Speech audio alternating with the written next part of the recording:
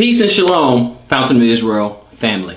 This is Brother Robert, and I want to thank you for joining me this week. What I decided to do was take some of our lessons and categorize them and make playlists so that you can enjoy and focus on the topics that interest you, as well as the topics that you may want to share with others. So go back to the YouTube page, check out the various playlists, and they could go from being new to Torah or the Torah law. It could be about prophecy. It can be about false doctrine, but I want to put particular lessons together so that you can find it in an easy to search format. So just check out the playlist in our Fountain of Israel YouTube channel. Enjoy the lesson. Peace.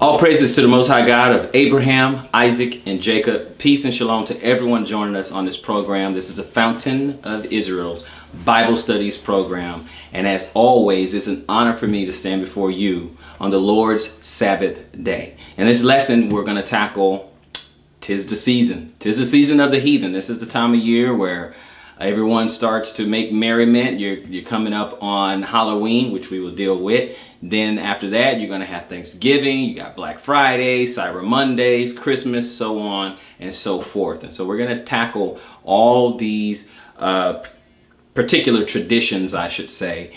And this is where I don't participate in those things, but this is where I become a Grinch in that. That way, when you decide to go out and you celebrate it, you know exactly what you're doing. You will be without excuse. So we're going to tackle this. We're going to look at some definitions and we're going to get into our lesson. So this is the Folly Days. Okay, the title of this lesson is the Folly Days. So with that, I want to go ahead and tackle a few definitions. And this first one I got right out of Wikipedia. Not that that's some deep academic search or anything, but I wanted to just go there and tackle some of the low-hanging fruit there, if you will. So out of Wikipedia, I was looking at Halloween, since that's the next holiday on the docket. So Halloween, I want to read a couple things here for you. And in this particular definition, it says Halloween, or Halloween, also known as All Halloween, All Hallows Eve, and All Saints Eve, is a yearly celebration observed in a number of countries on the 31st of October, the eve of the Western Christian feast of All Hallows Day. It initiates the Triduum of All Hallowtide, the time in the liturgical year dedicated to remembering the dead, including saints, hallows, martyrs, and all the faithful departed believers within All Hallowtide. The traditional focus of All Hallows Eve revolves around the theme of using humor and ridicule to confront the power of death. Okay, these are some of the things that accompany this particular holiday. Continuing, according to many scholars, All Hallows Eve is a Christianized feast initially influenced by Celtic harvest festivals. Did you get that? Did you hear that? With possible pagan roots. No, with definite pagan roots, particularly the Gaelic Samhain. Other scholars maintain that it originated independently of Samhain and has solely Christian roots. I agree. Typical festive Halloween activities include trick-or-treating, or the related guising, including costume parties, decorating, carving pumpkins into jack-o'-lanterns, lighting bonfires, apple bobbing, visiting haunted houses of attraction, playing pranks, telling scary stories, and watching horror films. In many parts of the world, the Christian religious observance of All Hallows Eve, including attending church services and lighting candles on the graves of the dead, remain popular. Although in other locations, these solemn customs are less pronounced in favor of a more commercialized and secularized celebration. Sounds familiar? Because many Western Christian denominations encourage, although no longer require, abstinence from meat on All Hallows Eve, the tradition of eating certain vegetarian foods for this vigil day developed, including the consumption of apples, cow cannon, cider, potato pancakes, and soul cakes. I'm sure since you or someone you know have been celebrating Halloween for years, these particular traditions, I'm pretty sure they sound familiar.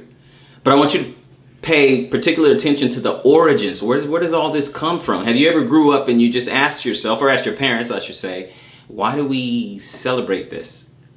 And have you gone past tradition? Did you go from tradition to origins? See, these are questions we have to ask ourselves when we start doing these things. I mean, obviously, when I was little and growing up, we did all these things. We did Halloween, we did the bobbing for apples, we did the costumes, we did the whole 9 yards.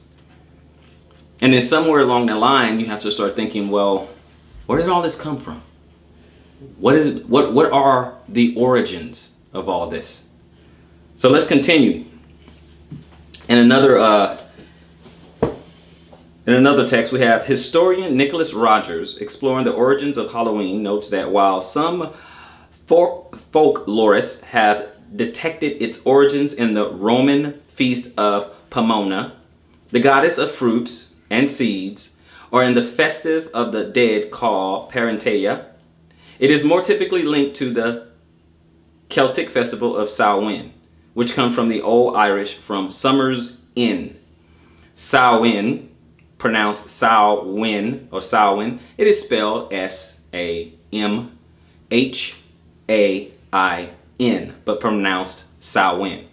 Was the first and most important of the 4 quarter days in the medieval Gaelic calendar and was celebrated in Ireland, Scotland, and the Isles of Man. It was held on or about the 31st of October or 1st of November, and kindred festivals were held at the same time of the year by Britannic Celts, for example, Caelan in Wales, Caelan Gav in Cornwall, and Caelan Gaeon in Brittany. Samhain and Caelan Great are mentioned in some of the earliest Irish and Welsh literature. The names have been used by historians to refer to Celtic Halloween costumes up until the 19th century and are still the Gaelic and Welsh names for Halloween. Now we'll deal with Samhain a little bit more because all of this has roots. All of it has roots. They all have a particular origin, and we need to understand exactly what it comes from. So if those who want to still celebrate these holidays, you're going to do it with a full understanding of what it actually is. That's going to come from more than, well, it's just tradition. Oh, well, it's just for the kids. Oh, well, it's just for fun. But if you're going to say that you are a Bible believer or you fear God, then if he asks us not to participate in idolatry, witchcraft, paganism, then you will take this serious. You're going to say, well, maybe, just maybe, I shouldn't participate in this. Yeah, you're in the land of your captive, but you don't have to participate in these. You can opt out. Just like I did many years ago. You could just opt out and say, you know what, I'm just not going to do it anymore. I don't like where it came from, and I don't like where it's heading. Let's look at Samhain. Samhain, as I said before, okay, pronounced Samhain, is a Gaelic festival marking the end of the harvest season and the beginning of the winter, or the darker half of the year. Is celebrated from sunset on the 31st of October to sunset on the 1st of November. Look at that. It even celebrated much like we do our Sabbath, from sunset to sunset. Or about halfway between the autumn equinox and winter solstice. It is one of the 4 Gaelic seasonal festivals, along with Imbolc, Beltane, and Lughashada. Historically, it was widely observed throughout Ireland, Scotland, and the Isles of Man. Kindred festivals are held at the same time of year. Okay, so we have that. Now, Samhain is mentioned in some of the earliest Irish literature and is known to have a pre-Christian roots. So the Christians are doing it, but it actually has a pre-Christian root. So that means the Christians actually adopted this particular celebration. Then we'll get into some scriptures. Happened to begin on Samhain. It was the time when cattle were brought back down from the summer pastures and when livestock were slaughtered for the winter. As at Beltane, special bonfires were lit. These were deemed to have protective and cleansing powers, and there were rituals involving them. Samhain, like Beltane, was seen as a liminal time when the spirits or fairies could more easily come into our world. Most scholars see the AOS as remnants of the pagan gods and nature spirits. It was believed that the AOS needed to be appropriated to ensure that the people and their dead were also brought to revisit their homes. Feasts were had at which the souls of the dead kin were beckoned to attend a place set at the table for them. Mumming and guising were part of the festival and involved people going door to door in costume or disguise, often reciting verses in exchange for food. Trick or treat. The customs may have been a way of imitating or guising oneself from the AOS, or divination rituals were also a big part of the festival and often involved nuts and apples. In the late 19th century, Sir John Rees and Sir James Fraser suggested that it was the Celtic New Year, and this view has been repeated by some other scholars. In the 9th century, the Roman Catholic Church shifted the date of All Saints' Day to the 1st of November. You knew they were going to show up at some point, right? While November 2nd later became All Souls Day. Over time, Samhain and All Saints and All Souls merged to create the modern Halloween. Did you guys catch that? Did you catch that? Okay, they merged to become the modern Halloween. Historians have used the name Samhain to refer to the Gaelic Halloween customs up until the 19th century. Since the latter 20th century, Celtic neo-pagans and Wiccans have observed Samhain or something based on it as a religious holiday. Neo-pagans in the southern hemisphere often celebrate Samhain at the other end of the year. Okay, so we even know some of our Latin brethren, you know, they do the Day of the Dead. Okay, I don't know how to pronounce it in Spanish, but they have same thing, you know, the Day of the Dead. We just have to be careful with what we are observing, what we are celebrating. And we can't just start slapping lipstick on a pig and calling it, you know, a girl. We can't do that. It is what it is. You trying to change the meaning does not justify the origins. It's just that simple. It's just that simple. So let's go on over to Revelation. Let's get into the Bible. Go on over to Revelation 17. Revelation 17.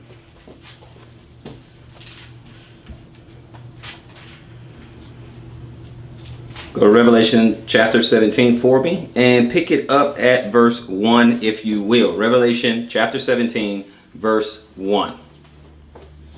And there came one of the seven angels which had the seven vials, and talked with me, saying unto me, Come hither, I will show unto thee the judgment of the great whore that sitteth upon many waters. Go ahead. With whom the kings of the earth have committed fornication, and the inhabitants of the earth have been made drunk with the wine of her fornication. This is what we've been doing, people. We've been mixing all these different traditions, mixing all the different holidays, trading in the biblical holy days for holidays, and just celebrating and observing everything the way we want. Just been doing everything that we want to do it our way. And then we justify, we go into ourselves and we justify and we say, hey, you know, it's just for the kids. And what about the kids? Oh, it's just all well and good. It's just in good fun. No big deal. It doesn't take all that. It's not that serious. These are the things that we say to ourselves to justify doing what we want to do. But when you turn around and say, hey, look, you know what?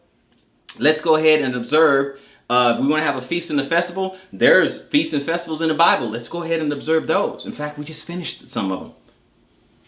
But they say, no, it's no big deal. It don't take all that. It's not that serious. That is for the Jews. Well, these holidays, those are for the pagans. And you're still doing that. Those are for the heathens. Those are for them that know not God. But we have every excuse in the world not to do what the Bible tells us to do. And then when we want to do whatever we want to do, we have every justification in the world to continue to do it. But you're going to be without excuse. I'll be the Grinch today. Verse 3.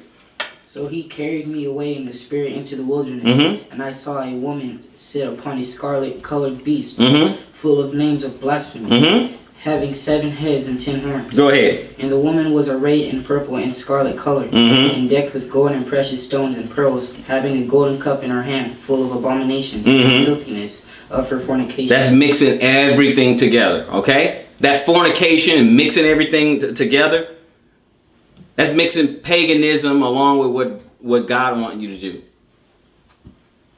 That's just mixing just idolatry. That's what this spiritual fornication is, because all this worship and all these observances, it's a form of worship. When we observe certain things, it's a form of worship. Whether you want to believe it or not, that's fine. But it is.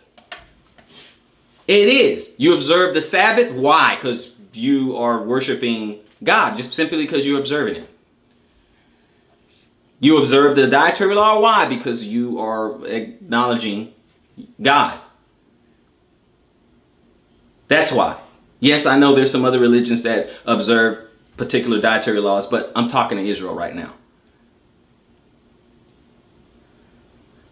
These are the things we got to look out for. And he said, and the woman was arrayed in a purple and scarlet color, and decked with gold and precious stones and pearls, having a golden cup in her hand, full of the abominations and filthiness of her fornication. All this mixing of everything, mixing all these traditions, mixing everything. Go to the next chapter, Revelation chapter 18.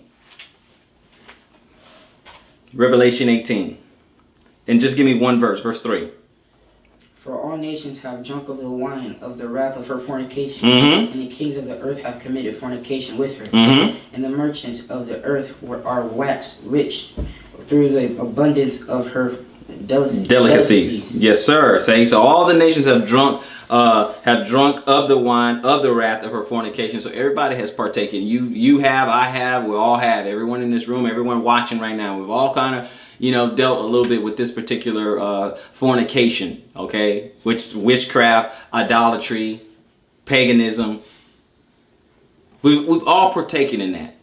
And we're drunk with it because we're doing it and don't even know what we're doing, don't know why we're doing it. We're just doing it. Let's just do it. That's the way it's always been done. Doesn't make it right. Go with me to Deuteronomy chapter 7. Deuteronomy chapter 7.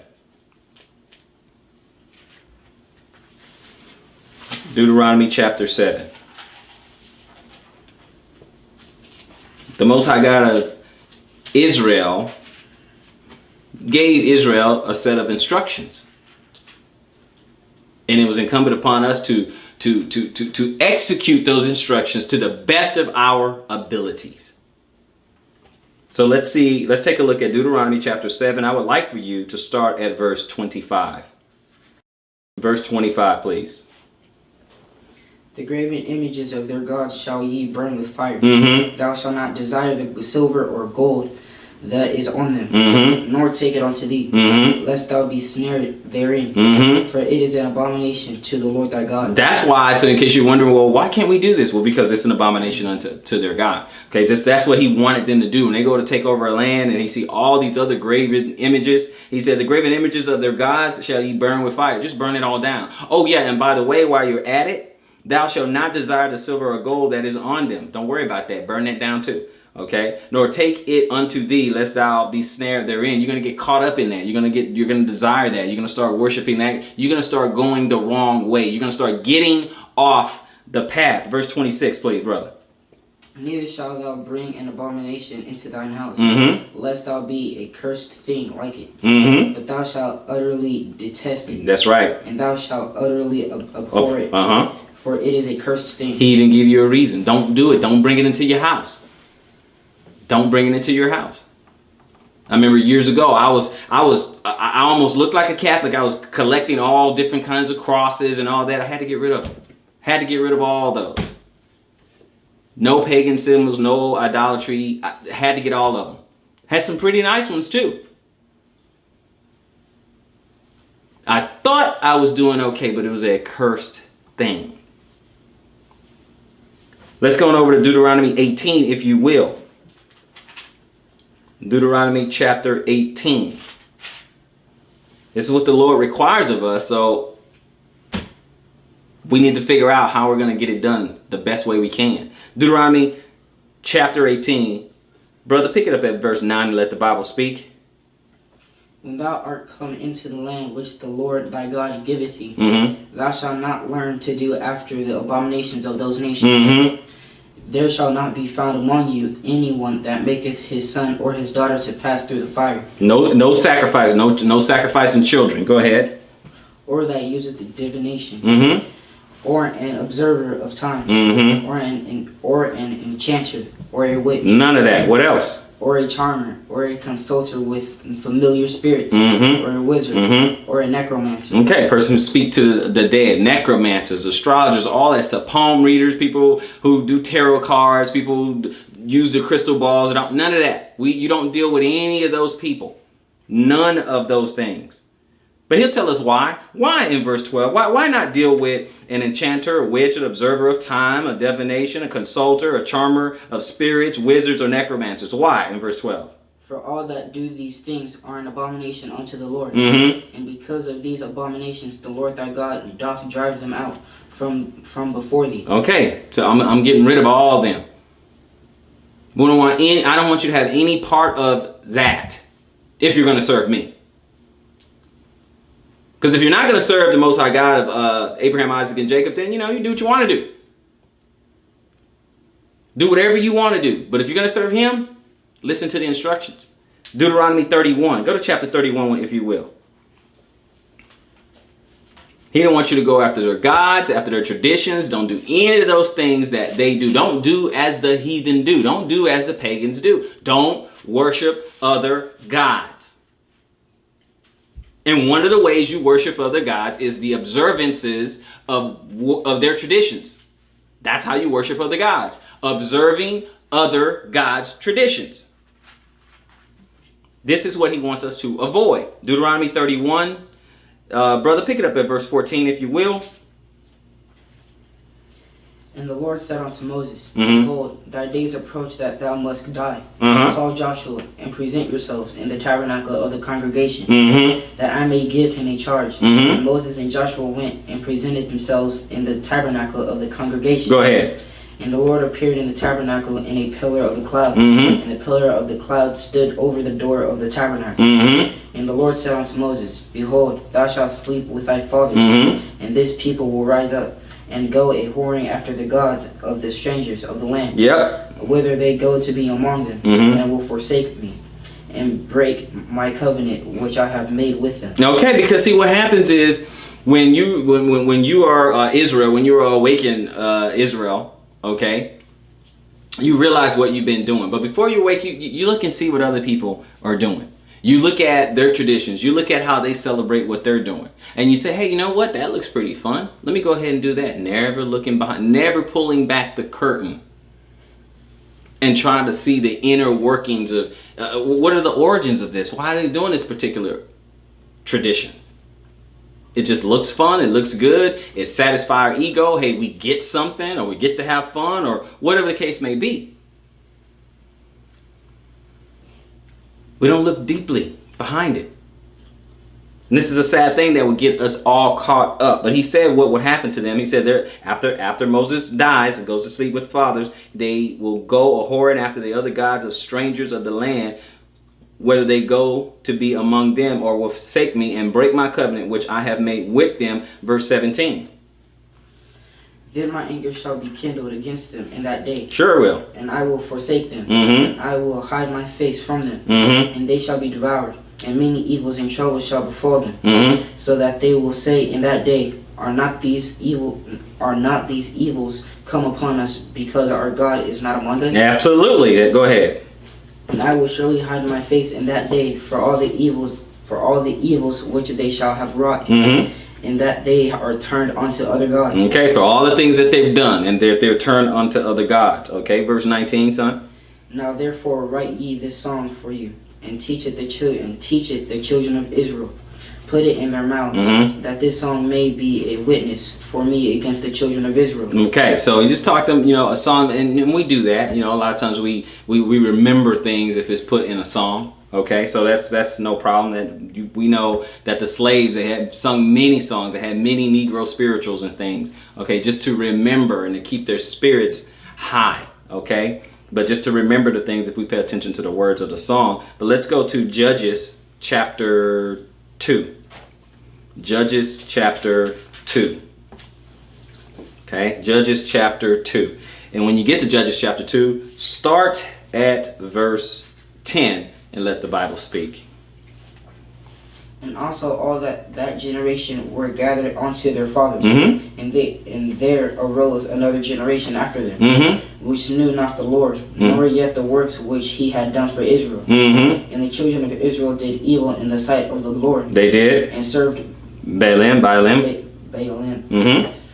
And they forsook the Lord God of their fathers, which brought them out of the land of Egypt, and followed other gods, of the gods of the people that were round about them. Okay, because everyone wants to do what everyone else is doing. Okay, young people feel it in peer pressure. If they see a group of friends somewhere doing something in particular, it looks fun, looks interesting, we inquire after it, and then we start doing it ourselves. And hey, I want to be a part of that. So that's what Israel had done when they looked at the other cultures and the other folks, and they said, hey, oh wow, look at what they're doing. Okay, hey, let's join in. Let's try that. Teach me how to do that. Forbidding strict orders from the Lord. Go ahead in verse 13. Go ahead. And they forsook the Lord and served Baal and Ashtaroth. And the anger of the Lord was hot against Israel. He delivered them into the hands of spoilers that spoiled them. And he sold them into the hands of their enemies round about, so that they could not any longer stand before their enemies. Whithersoever they went out, the hand of the Lord was against them for evil, as the Lord had said, and as the Lord had sworn unto them. And they were greatly distressed. Go ahead. Nevertheless, the Lord raised up judges, which delivered them out of the hand of those that spoiled them. Go ahead. And yet they would not hearken unto their judges, but they went a whoring after other gods, and bowed themselves unto them. They turned quickly out of the way which their fathers walked in, obeying the commandments of the Lord. But they did not so. But they didn't. They didn't. The traditions of the Lord. So you try to help your people. You try to tell them. You try to warn them. Turn back. You're going the wrong way. Okay. Go to Revelation 21. Turn back. You're going the wrong way. You're upsetting God.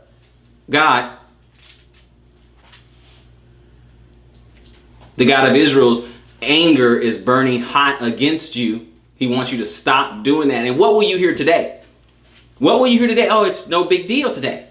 What we'll do is we'll relabel it, repackage it, call it something else, and hey, let's go ahead and celebrate. That's what we do. Instead of having a real change, a real turning away. Instead of abdicating from the throne of paganism, no, we just sit there, call it something else. Instead of just giving it up, we want to dress it up. One day, maybe, we will learn. Revelation 21, and let's start at verse 7. Let the Bible speak. Revelation 21 and 7. He that overcometh shall inherit all things, and I will be his God, and he shall be my son. Yes. But the fearful and unbelieving, and the abominable, and murderers, and whoremongers, and sorcerers, and idolaters, and all liars, shall have their part in the lake which burneth with fire and brimstone, which is the second death. Look at the people who are not making it into the kingdom, people. Look at the people who will not make it into the kingdom of God. Not my words. The words from the Bible. Will not make it into the kingdom of God. They're fearful because you care about what other people think. Oh, well, people are going to look at me, or, oh, it's just embarrassing and stuff. Okay, but the fearful, not going to make it. The unbelieving, not going to make it. Okay? But matter of fact, brother, read verse 8 again. But the fearful, not going to make it. And believing, not going to make it. and the abominable, Not gonna make it. and murderers, Nope. and whoremongers, Nope. and sorcerers, Not gonna make it. and idolaters, Not gonna make and it. all liars, shall have their part in the lake which burneth with fire and brimstone, which is the second death. These people are not gonna get in. Not by my command. We're just reading it. They're getting into the lake of fire. That's it. Okay? So murderers, idolaters. It's idolatry, worshiping the wrong way.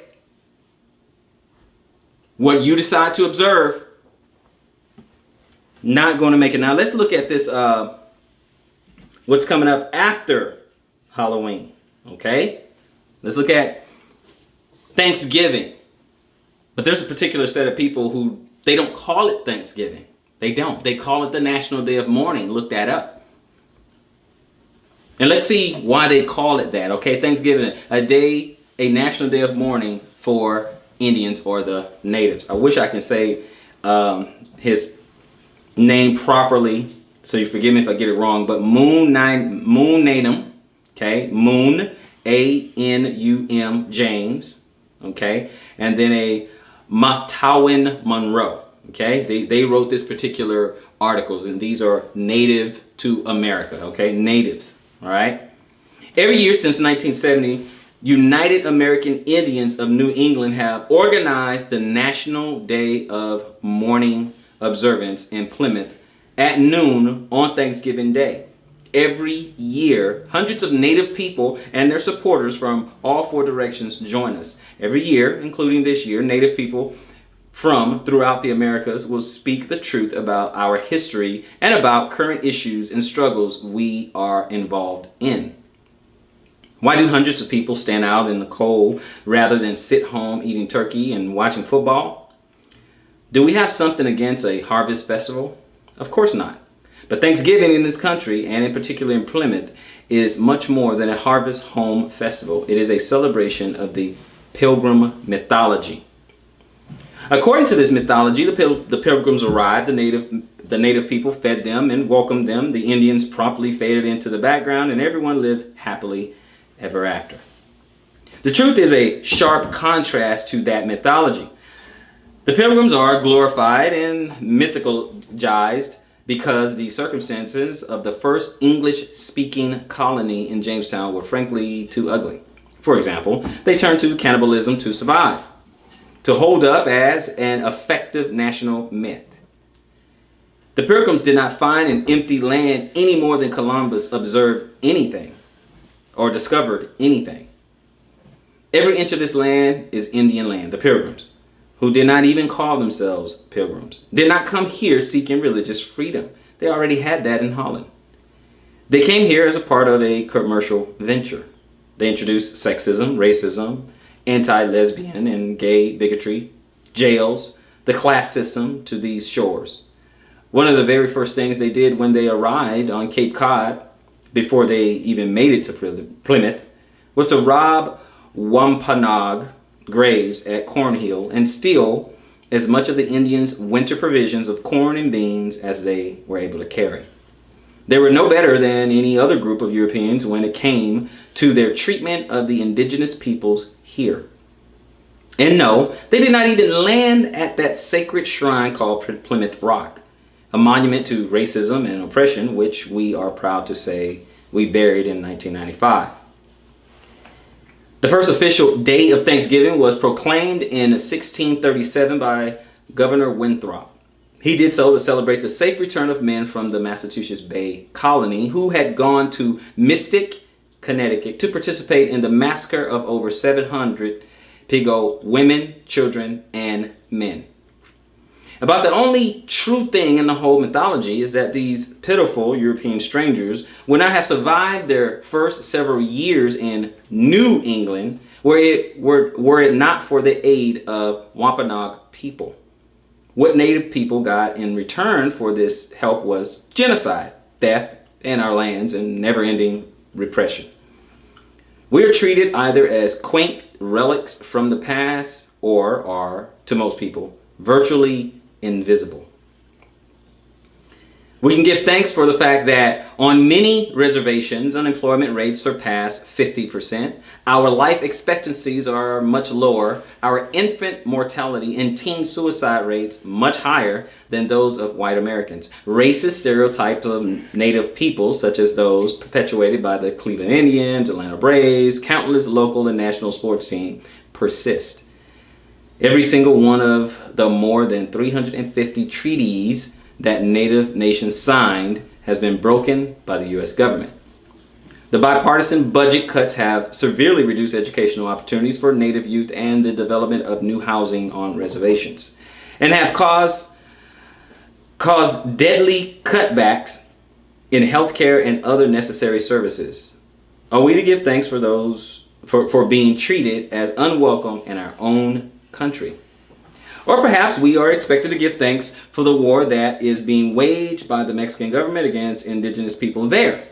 With the military aid of the U.S. in the form of helicopters and other equipment, when the descendants of the Aztecs, Maya, and Inca flee to the U.S., the descendants of the wash ashore pilgrims term the illegal aliens and hunt them down. We object to the Pilgrim Progress Parade and to what goes on in Plymouth because they are making millions of tourist dollars every year from the false pilgrim mythology. That money is being made off the backs of our slaughtered indigenous ancestors. Increasing numbers of people are seeking alternatives to such holidays as Columbus Day and Thanksgiving. They are coming to the conclusion that if we are ever to achieve more sense of community, we must first face the truth about the history of this country and the toll that history has taken on the lives of millions of indigenous, black, Latino, Asian, and poor and working class white people. The myth of Thanksgiving, served up with dollops of European superiority and manifest destiny, just does not work for many people in this country. As Malcolm X once said about the African American experience in America, we did not land on Plymouth Rock. Plymouth Rock landed on us. Exactly. Jordan, go with me to 1 Corinthians. That particular article I got from www.uaine.org.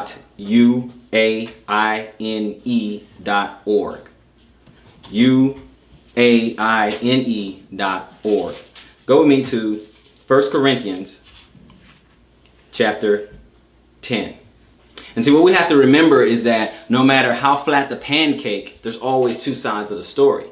Which side of the story have you been getting for all these years?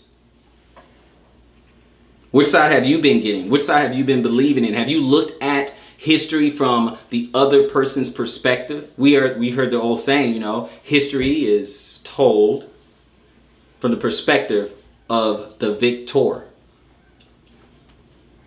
So 1 Corinthians chapter 10, pick it up at verse 14. Let's take a look at that.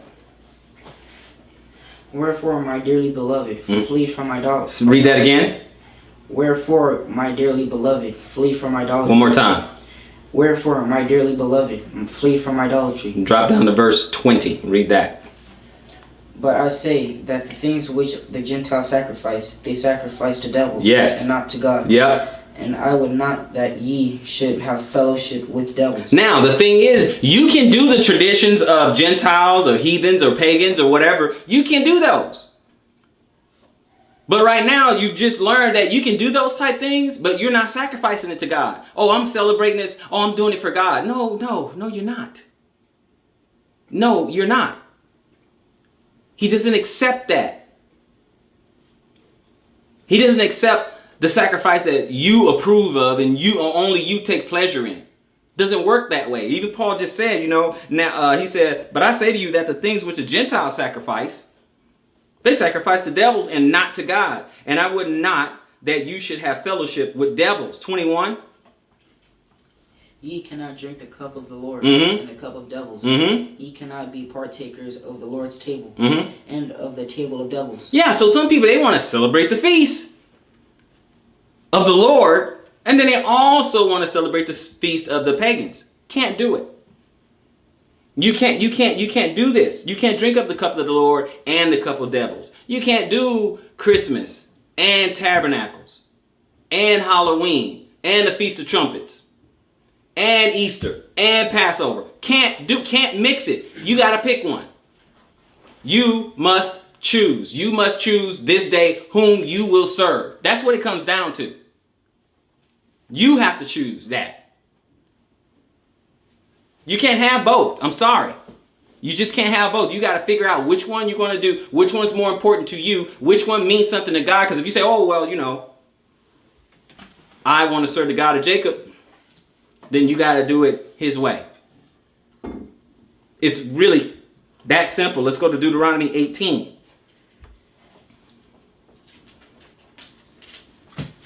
Deuteronomy chapter 18, if you will.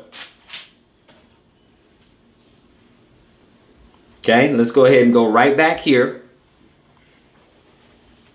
18, pick it up at verse 9. Deuteronomy 18, verse 9. When thou art come into the land which the Lord thy God giveth thee, Thou shalt not learn to do after the abominations of those nations. There shall not be found among you any one that maketh his son or his daughter to pass through the fire, or that useth divination, or an observer of times, or an enchanter, or a witch, or a charmer, or a consulter with familiar spirits, or a wizard, or a necromancer. Okay, go ahead. For all that do these things are an abomination unto the Lord.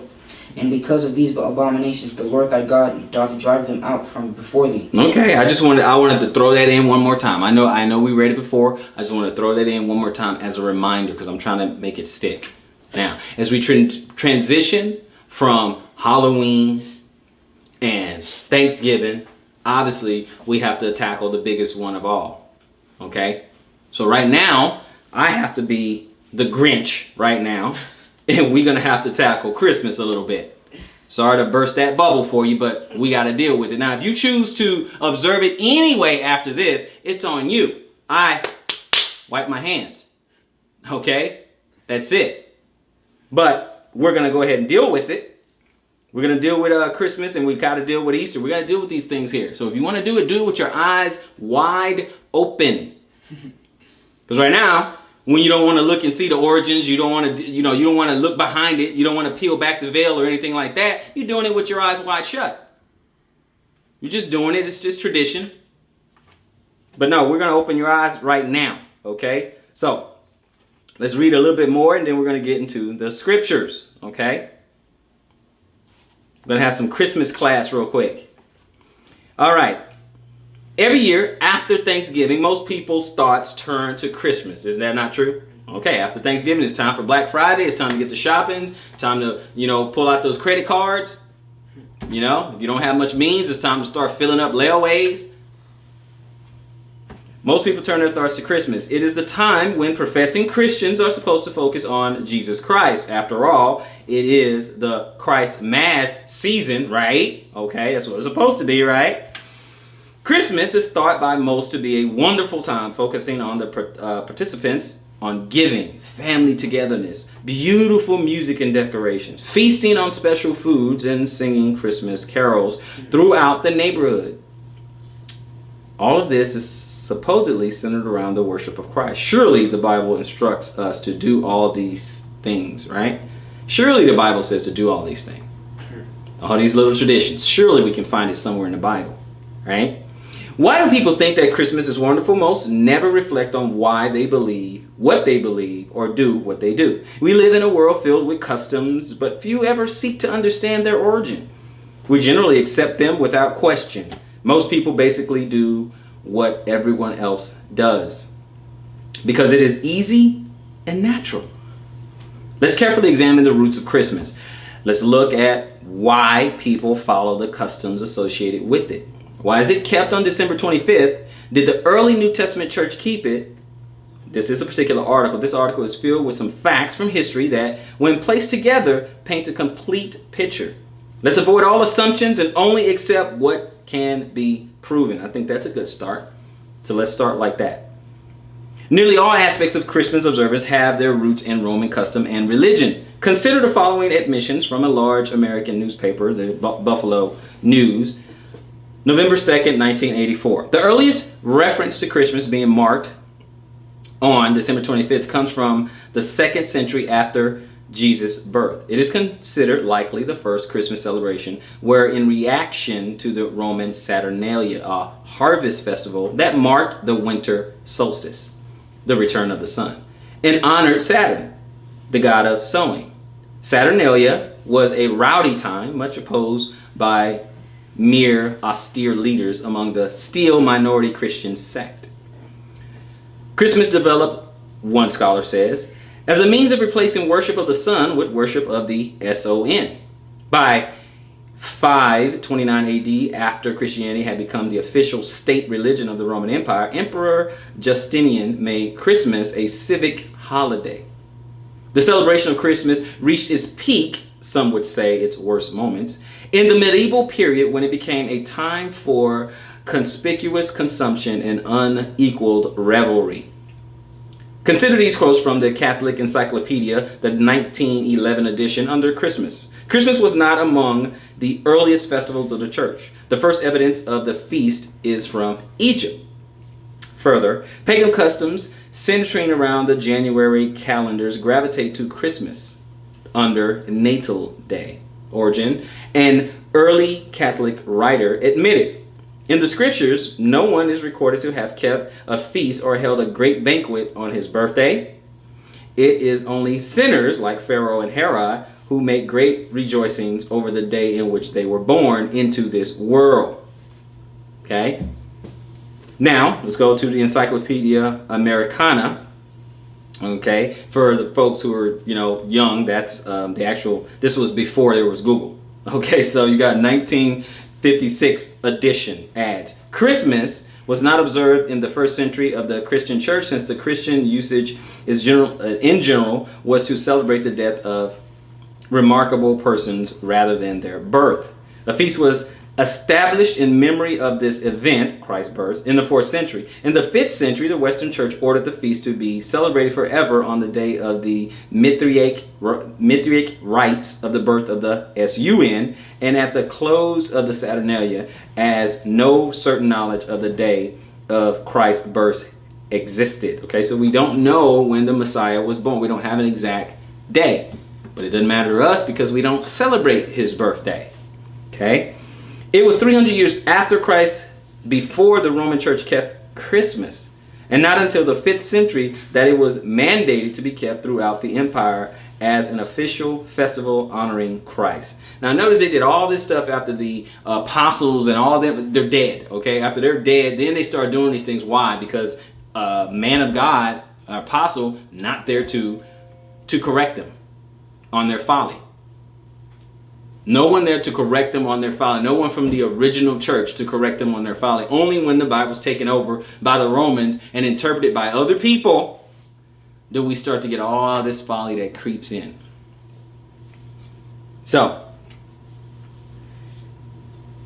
let's see here. It says it was 300 years after Christ before the Roman Church kept Christmas, and not until the 5th century that it was mandated to be kept throughout the empire as an official festival honoring Christ. So they just decided, okay? Go to me to Luke chapter 2 real quick.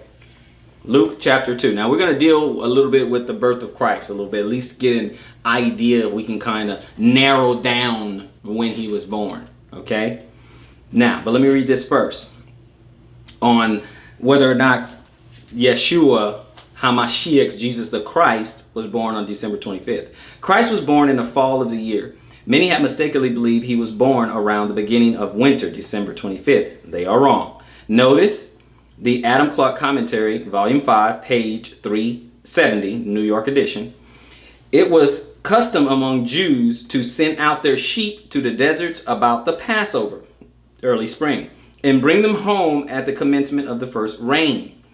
The first rain began in the early to mid-fall, continuing with the same quote. During the time they were out, the shepherds watched them night and day. As the first rain began early in the month of March, which answers to the part of our October and November, begins sometime in October, we find that the sheep were kept out in the open country during the whole summer. And as these shepherds had not yet brought home their flock, it was a presumptive argument that October had not yet commenced, and that, consequently, our Lord was not born on the 25th of December when no flocks were out in the fields. nor could he have been born later than September, as the flocks were still in the fields by night. And on this very ground, the nativity in December should be given up. The feeding of the flocks by night in the fields is a chronological fact. Okay, and you have to see the quotations from the Talmudists in Lightfoot. Okay, but let's go to Luke chapter 2. Let's read this real quick. Read just one verse, verse 8. Luke chapter 2, verse 8. And there were in the same country shepherds abiding in the field, keeping watch over their flock by night. So it couldn't have been wintertime. They didn't tend to the flocks in the dead of winter. That should tell you right there. Could not have been in the wintertime like that. Okay. Now let's look at Ezra. Go to Ezra. Okay. Still dealing with this time of year. Go to Ezra chapter 10. Ezra chapter 10. Then when you get to Ezra chapter 10, I would like for you to read verse 9. Ezra chapter 10, verse 9.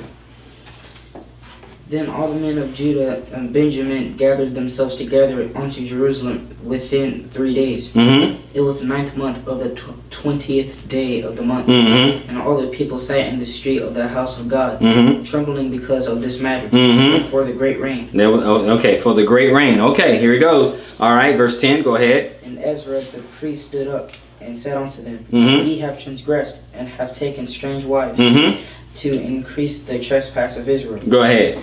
Now therefore make confession unto the Lord God of your fathers, and do his pleasure, and separate yourselves from the people of the land, and from the strange wives. What else? Then all the congregation answered and said with a loud voice, As thou hast said, so must we do. But the people are many, and it is a time of much rain. Yeah. And we are not able to stand without. I mean, can't be outside. Go ahead. Neither is this a work of one day or two, for we are many that have transgressed in this thing. Okay, so we're just looking at the time of year. Let me read a little bit more for you guys real quick. Let me read a little bit more before you go over to Deuteronomy 4. Okay, I'll meet you guys in Deuteronomy 4, but let me read this. Numerous encyclopedias plainly state that Christ was not born on December 25th. The Catholic Encyclopedia directly confirms this. In all likelihood, Christ was born in the fall. A lengthy technical explanation would prove this point. Since we now know that December 25th was nowhere near Christ's actual birthday, where did this festival associated with this date come from? Now, let's read this quote under Christmas. In the Roman world, the Saturnalia, December 17th, was a time of merrymaking and exchanging of gifts. December 25th was also regarded as the birth date of the Iranian mystery god Mithra, the son of righteousness, the S-U-N of righteousness.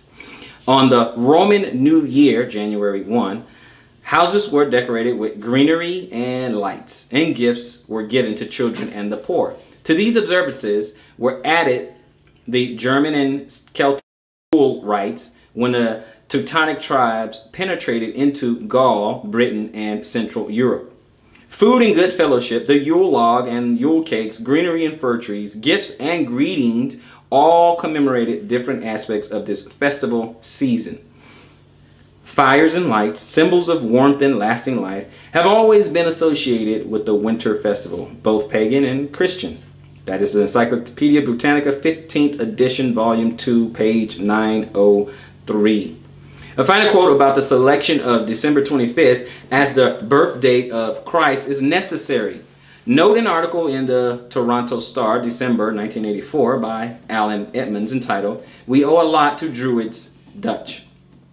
The Reformation cast a blight on Christmas. By then, of course, clever ecclesiastical politicians had adopted the pagan midwinter festival as the alleged birth date of Jesus of Nazareth, and thrown in a few other pagan goodies to make their takeover more palatable. December 25th was not selected because it was the birth of Christ or because it was even near it. It was selected because it coincided with the idolatrous pagan festival Saturnalia, and this celebration must be carefully examined, which is what we're doing now. In any event, we do not know the exact date of Christ's birth. While God certainly could have made it known, he chose to hide it from the world's eyes. That's from, that article is realtruth.org. Okay, let's look at Deuteronomy chapter 4. Deuteronomy chapter 4. When you get to chapter 4, start reading in verse 10 if you would, please. Especially the day that thou stoodest before the Lord thy God in Horeb. When the Lord said unto me, gather me the people together, and I will make them hear my words, that they may learn to fear me all the days that they shall live upon the earth, and that they may teach their children. And ye came near and stood under the mountain, and the mountain burned with fire unto the midst of heaven, with darkness, clouds, and thick darkness. And the Lord spake unto you out of the midst of the fire. Ye heard the voice of the words, but saw no similitude. Only ye heard a voice, and he declared unto you his covenant, which he commanded you to perform, even 10 commandments. And he wrote them upon 2 tables of stone. And the Lord commanded me at that time to teach you statutes and judgments, that ye might do them in the land whither ye go over to possess it. Go ahead.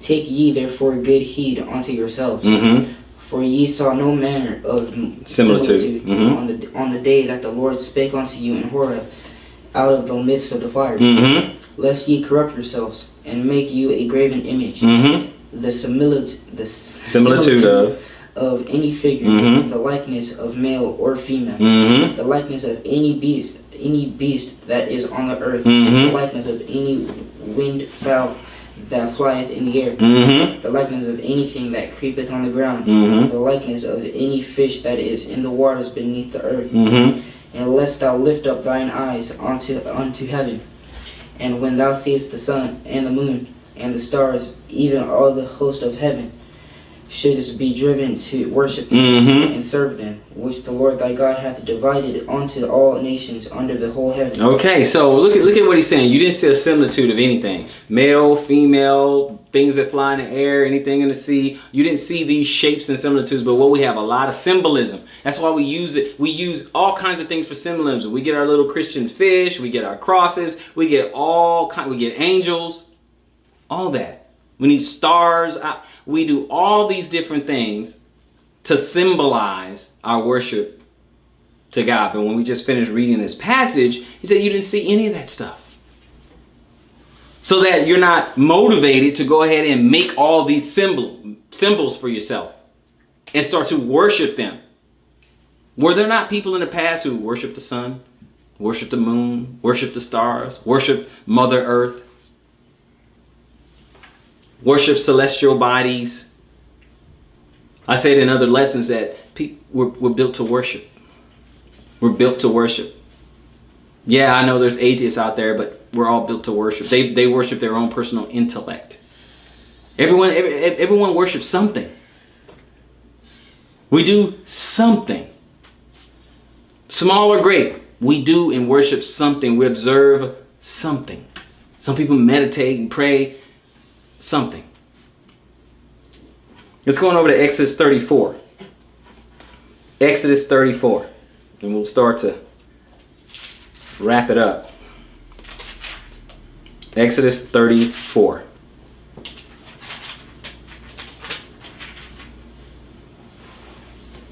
Exodus 34. Okay. Pick it up at verse 10. Exodus 34, verse 10. Exodus 34, verse 10, right? Yes. And he said, Behold, I make a covenant. Before all thy people I will do marvels, such as have not been done in all the earth, nor in any nation. And all the people among which thou art shall see the work of the Lord. For it is a terrible thing that I will do with thee. Observe that thou which I command thee this day. Behold, I drive out before thee the Amorite, and the Canaanite, and the Hittite, and the Perizzite, and the Havite, and the Jebusite. Take heed to thyself, lest thou make a covenant with the inhabitants of the land whither thou goest, lest it be for a snare in the midst of thee. But ye shall destroy all their altars, break their images, Mhm. cut down their groves. Destroy all that. Go ahead. For thou shalt worship no other God. You will not worship any other God. For the Lord, whose name is jealous, Mhm. is a jealous God. Yeah, if he doesn't want you, if I'm going to do all these things for you, if I'm going to provide for you and protect you and feed you, fight your battles, sustain your life, I don't want you worshiping any other God. Okay, go ahead, 15. Lest thou make a covenant with the inhabitants of the land, Mhm. and they go a whoring after other gods, Mhm. and do sacrifice unto their gods, Mhm. and one call thee, and thou eat of his sacrifice. And I'll eat of his sacrifice. So you might not want to go over to the Christmas party and partake in some of the Christmas ham. Might want to leave that so you don't eat of their sacrifice, because they're doing it to worship their God. So you may not want to participate in that. Go ahead, verse 16. And thou take of their daughters unto thy sons, Mhm. and their daughters go a whoring after other gods, Mhm. and make thy sons go a whoring after other gods. Yeah, because we know women have influence on guys. They have influence. Well, let's do this. Let's do that. Okay. Now I know it's a guy's choice whether or not he's going to do it or not, but I'm just saying, let's be honest. If we're going to be adults here, we know that females have a lot of influence on guys. If we're just being honest. Okay. So, verse 17. Thou shalt make thee no molten gods. Okay, so don't make any molten gods. Don't do it. Don't make symbols. Don't do these things. Well, I'm just doing it for God. Well, your God just said not to do it. I just want to do it. It helps me to worship the Lord. Well, the Lord told you not to do it. Let's read a little bit more. Let's go with this Christmas tree real quick, so we can start rounding out the lesson. No article about Christmas is complete without any explanation of the Christmas tree. We have touched on it without directly focusing on it. The modern Christmas tree originated in Germany, but the Germans got it from the Romans. We got it from the Babylonians and the Egyptians. The following demonstrates what the Babylonians believed about the origin of the Christmas tree. Quote, an old Babylonish fable told of an evergreen tree which sprang out of a dead tree stump. The old stump symbolized the dead Nimrod. The new evergreen tree symbolizes that Nimrod had come to life again in Tammuz. Among the Druids, the oak was sacred. Among the Egyptians, it was the palm. And in Rome, it was the fir, which was decorated with red berries during the Saturnalia. Okay, so Walsh, Curiosities of Popular Customs, page 242, if you care to read it.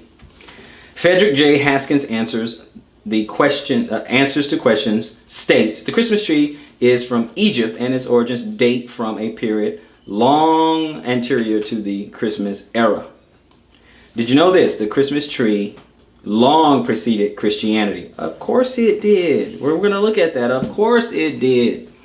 Most aspects of Christmas were not referred to in the Bible. Of course, the reason is that they are not from God. They are not part of the way he wants people to worship him. I hope you guys have picked that up so far in the lesson.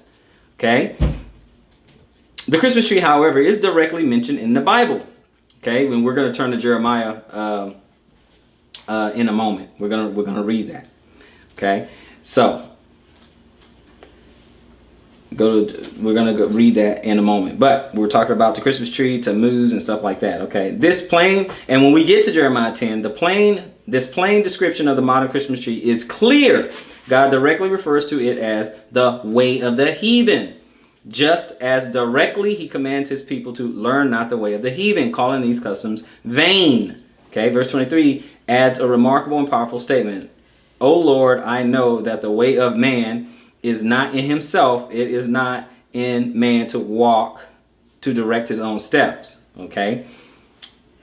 God must teach people how to live. Man simply cannot figure out God's way for himself. Okay. He was just taking a quote from there, but we are gonna go to Jeremiah 10, but he did mention Tammuz, so we want to look at that real quick. So go to Ezekiel chapter 8. Ezekiel chapter 8. Ezekiel chapter 8, and pick it up at verse 10. Ezekiel 8 and 10. And when we get there, we will let the Bible speak. Ezekiel 8 and 10. Go ahead. So I went in and saw, and behold, every form of creeping thing, Mm-hmm. and abominable beast, Mm-hmm. and all the idols of the house of Israel, Mm-hmm. portrayed upon the wall round about. Mm-hmm. And there stood before them 70 men of the ancients of the house of Israel, and in the midst of them stood Jezaniah the son of Shaphan, with every man his censer in his hand, Mm-hmm. and a thick cloud of incense went Mm-hmm. up. Mm-hmm. Then said he unto me, Son of man, Mm-hmm. hast thou seen what the ancients of the house of Israel do in the dark? Mm-hmm. Every man in the chambers of his imagery. Mm-hmm. For they say, The Lord seeth us not. Mm-hmm. The Lord hath forsaken the earth. Mm-hmm. He said also unto me, Turn thee yet again, Mm-hmm. and thou shalt see greater abominations that they do. Mm-hmm. Then he brought me to the door of the gate of the Lord's house, which was toward the north. And behold, there sat women weeping for Tammuz. Okay, so that's what we were just reading when it came to symbolizing the old tree stump, symbolizing, Nimrod, and when a new evergreen would pop up, it was symbolizing Tammuz. So, okay, so we got that. Now, let's go to Jeremiah 10. Go to Jeremiah 10. Okay, go to Jeremiah 10. Now, obviously, I read, you can go and read this to people all you want. I know Israel, I know you want to go over there and say, hey, come look at Jeremiah 10. See, we're not supposed to do that, and people just don't see it.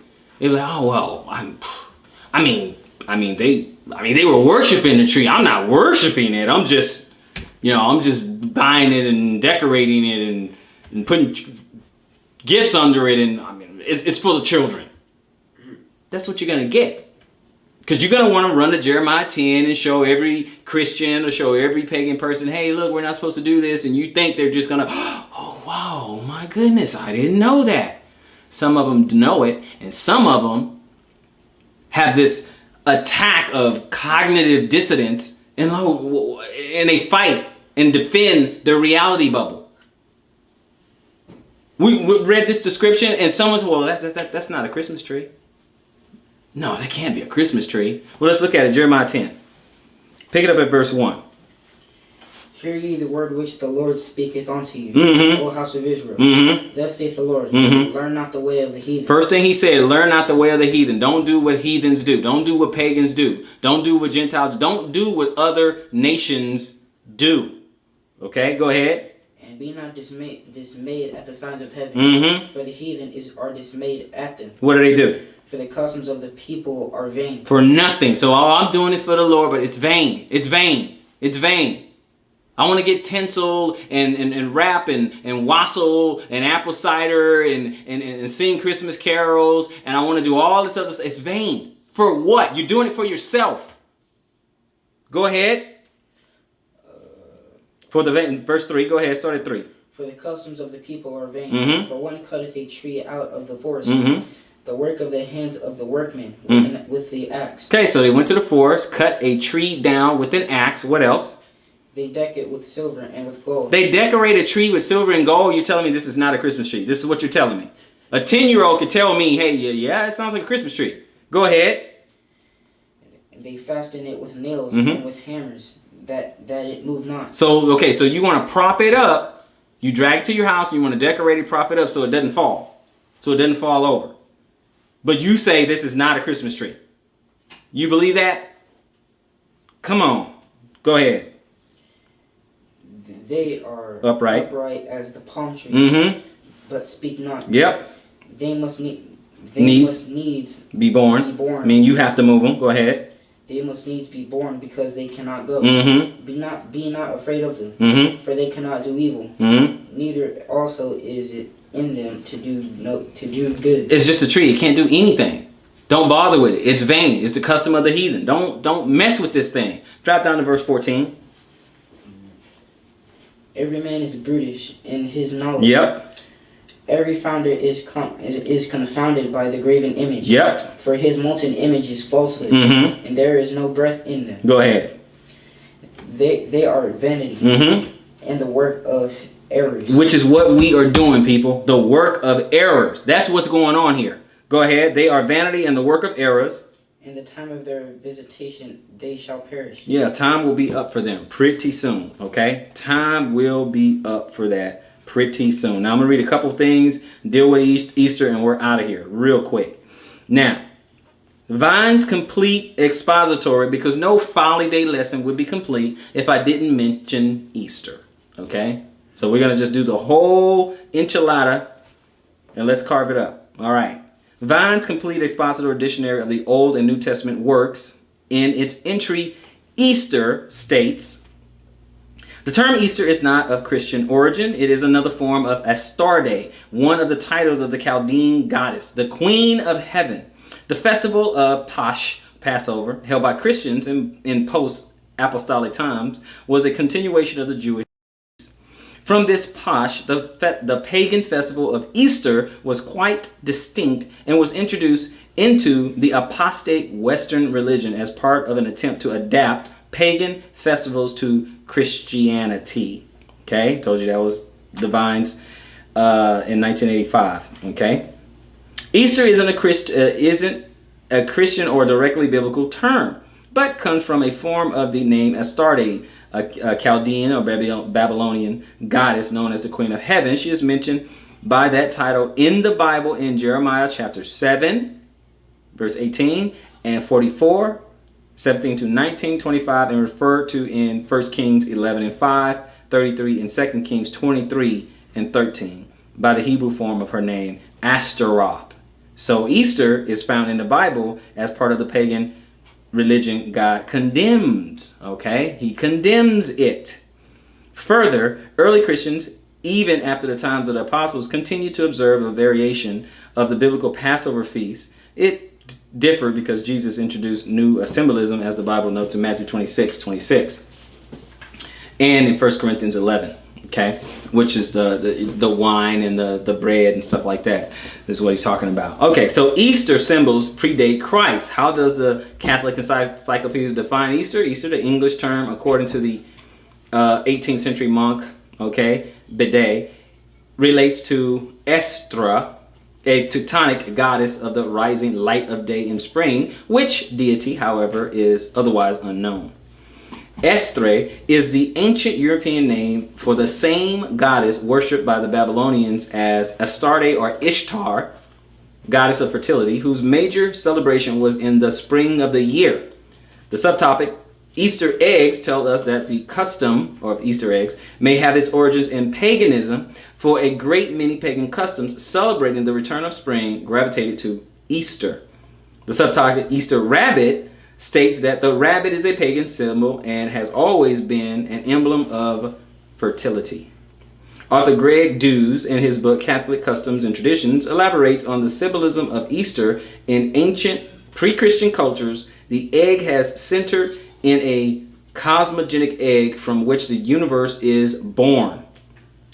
In ancient Egypt and Persia, friends exchanged decorated eggs at the spring equinox, the beginning of the new year. These eggs were a symbol of fertility for them because the coming forth of a live creature from an egg was so surprising to people of ancient times.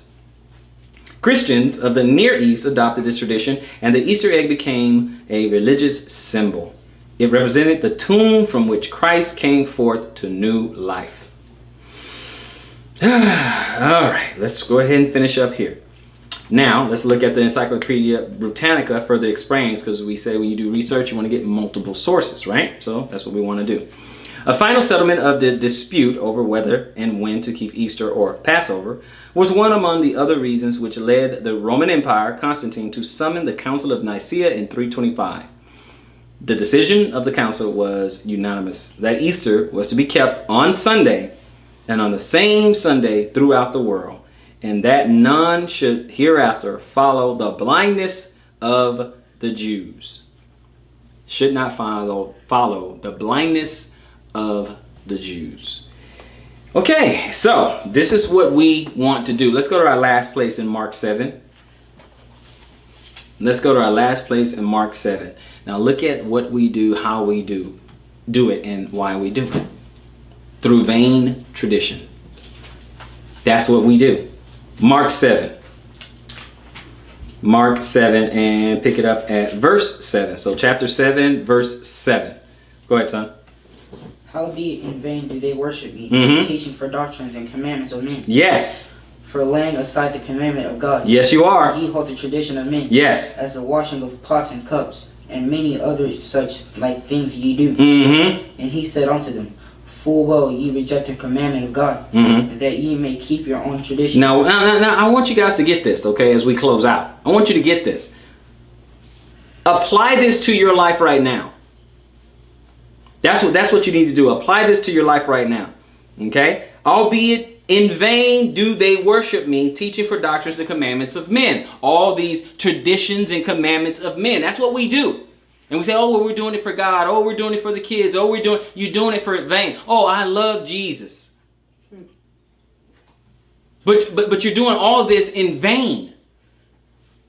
You say you love him, but you're not doing what he wants you to do. Now look at it. For laying aside the commandments of God, hey, you know what? We need to do we need to probably observe those holy days instead of these holidays. We need to do, Passover. We need to do, Pentecost or Feast of Weeks or the trumpets. We need to do atonement. And no. That's for the Jews. Then you just lay aside the commandments of God? Ye hold the tradition of men. You want to hold fast to the traditions of men. Hey, let's go Easter egg hunt. Let's go, get dressed up in our Sunday's best. Let's go hide some eggs and go find them and get baskets full of treats and all that. And the Easter bunny, and we get all the Cadbury eggs and stuff get going. Let's do that. You hold the traditions of men. Okay? In verse 9, and he said unto them, full well you reject the commandment of God, that you may keep your own tradition. It's not that serious. We ain't got to do all that. That's just for the Jews. But you can't show me a commandment where he says to go paint eggs, but yet you do that. You can't show me a commandment where he says, drag the tree in your house, decorate it, and honor me. Buy a bunch of gifts for yourselves because I just want you to have all that. I don't see a commandment for that, and yet you do that. We do have a Leviticus chapter 11, we have a Leviticus chapter 23, and we have all these other things that we can do that we're commanded to do. Oh, well, that's just Old Testament. So what exactly do you want to do? How much of this Bible do you actually believe? How much do you actually want to observe? None of it? Just the parts that make you feel good? That's it? Oh, let me find that verse where it says, I can do all things. But you can't do the holy days. Can't do that, but you can do all things. Then he said unto them, full well you reject the commandments of God, that you may keep your own tradition, because that is what's going on. Read verse 13. Making the word of God of none effect through your tradition, Yep. which ye have delivered, Mm-hmm. and many such like things do. Yeah, you do that. That's you do all that traditional stuff. You do tradition. You don't want to do biblical command. You want to do tradition. You want to do what you want to do. Well, today you're going to be without excuse. Now you have a little bit more knowledge. I would encourage you to do more research, but I did a little bit for you to get you started on your way. If you're struggling, if you're out there struggling, I'm talking about someone new to Israel, new to the truth of the Bible. If you're out there struggling, I just want to get you started. You have to go the rest of the journey on your own and do your own study. And ask yourself, should you be observing such things? Peel back the curtain. Look what's behind it. This lesson has been about the folly days, the season of the heathen. I hope someone has been edified by this lesson. Until next time, search the scriptures, prove all things. Shalom, Israel.